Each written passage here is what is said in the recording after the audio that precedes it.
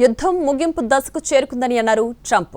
యుద్ధమే జరగకుంటే ఈ పాటికి ఇరాన్ వద్ద అణు ఆయుధం ఉండేదని అన్నారు. ఒకవేళ వారి దగ్గర న్యూక్లియర్ వెపన్ ఉంటే అక్కడున్న ప్రతి ఒక్కరిని సర్ అని పిలవాల్సి వచ్చేదని అన్నారు. అలా జరగాలని ఎవరూ కోరుకోరన్న ట్రంప్ ఆ దేశాన్ని పునర్నిర్మించడానికి వారికి 20 సంవత్సరాలు పడుతుందని చెప్పారు. అమెరికా ఉపాధ్యక్షుడు జేడీ వాన్స్ ఇరాన్ అణు కార్యక్రమంపై కీలక వ్యాఖ్యలు చేశారు. ఇరాన్కు అణువస్త్రం ఉండకూడదనేదే అమెరికా పాలసీ అన్నారు. దాన్ని అమలు చేయడానికి కట్టుబడి ఉన్నామని చెప్పుకొచ్చారు. ఇరాన్ ప్రజలు కూడా అభివృద్ధి బాటలో నడవాలన్నారు. ఆ దేశం కూడా గ్లోబల్ ఎకానమీలో భాగస్వామ్యం కావాలని అమెరికా కోరుకుంటోందని వాన్స్ చెప్పుకొచ్చారు. లక్ష్యం సాధించే వరకు ప్రయత్నం ఆగదన్నారు. యుద్ధం ముగింపు దశకు చేరుకుందని అన్నారు ట్రంప్. యుద్ధమే జరగకుంటే ఈ పాటికి ఇరాన్ వద్ద అణు ఆయుధం ఉండేదని అన్నారు. ఒకవేళ వారి దగ్గర న్యూక్లియర్ వెపన్ ఉంటే అక్కడున్న ప్రతి ఒక్కరిని సర్ అని పిలవాల్సి వచ్చేదని అన్నారు.